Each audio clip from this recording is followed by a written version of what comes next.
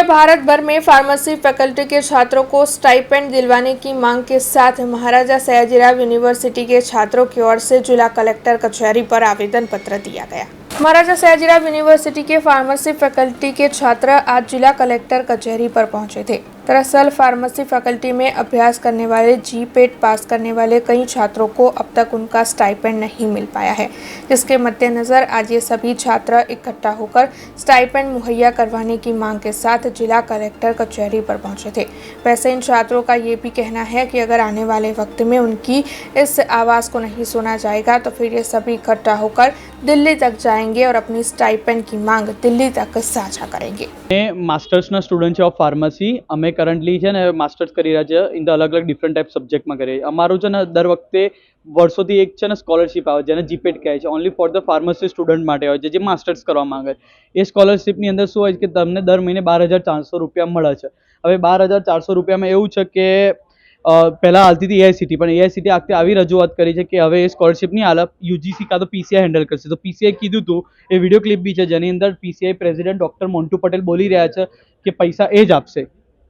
PCI આપશે અને એમનું યુજીસી કરે તો આ બેના વચ્ચેની મિલીભગતમાં અમે લોકો ફસાઈ ગયા છે। એ લોકોના પ્રોપર પ્રોસિજર આલીના સ્ટેપ આલીને અમને કશું જ આઈડિયા નહીં કે કઈ રીતે વાત કરવાની શું સ્ટેપ કરવાની કઈ રીતે સ્ટુડન્ટ આઈડી જનરેટ થશે કશું જ આઈડિયા નહીં અને એવા બધા અમે આમ તેમ બધી જગ્યાએ દોડતા આમ ભાગ્યા। છેલ્લે 31 ડિસેમ્બર આવી ગઈ જેના લીધે પોર્ટલ હવે ક્લોઝ થઈ ગયું। અમે આગળ બહુ રિક્વેસ્ટ કરી કે તમે પોર્ટલ રીઓપન કરો આવું કરો હમણાં બીજી બધી ફિલ્ડના યુજીસી છે અને સ્કોલરશિપના પોર્ટલ રીઓપન કરે પણ અમારા માટે જોઈ નહીં રહ્યા। આમ પ્રોપર અમે આરટીઆઈ બી કર્યું છે ઈમેલ બી કરતા આવ્યા છે અમારા ઈમેલની બી કોપી છે એ લોકો એનો બી આન્સર આપી નહીં રહ્યા બસ ગોળ ફેરવે છે કશું કોઈ આન્સર પ્રોપર આવી નહીં। એ લોકો એવું કહે કે અમે તમને ગેરંટી સાથે સ્ટાઇપન્ડ આપશું તમે 2-3 મહિના જપી જાઓ તો બી અમે જપવા તૈયાર છે બધાને કોઈ ના નહીં બટ અમે કઈ રીતે ખર્ચા બીકોઝ વડોદરામાં લેવું એટલે બહુ મોટી વસ્તુ છે। દર મહિને આગળ હોસ્ટેલમાં રહેતા અને પીજીમાં રહેતા છોકરાઓને દર મહિને 10,000 ખર્ચો આવી જાય નેક્સ્ટ યરમાં પ્રોજેક્ટનો ખર્ચો કઈ રીતે હેન્ડલ આઉટ કરશું કારણ કે અહીંયા આગળ ફીસ બી ભરવાની પ્રોજેક્ટનું બી કરવાનું અને મોન્ટુ પટેલે મેં કીધું એ પ્રમાણે આગળ કે ફીસમાં માટે એમણે સ્કોલરશિપ ચાર્જ કર્યા હતા 2200 રૂપિયા ફોર જનરલ કેટેગરી બીજી કેટેગરી માટે 2,000ની અરાઉન્ડ તમે ગણો ટોટલ તો 2,000 ગુણ્યા 70,000 ટોટલ સ્ટુડન્ટે એક્ઝામ આપી હતી નહીં 14 કરોડ અરાઉન્ડ તો આ એમણે પૈસા આની અંદરથી જ ખેંચી નાખ્યા હતા ફોર્મની અંદર। અને બીજું એમણે છે ને આ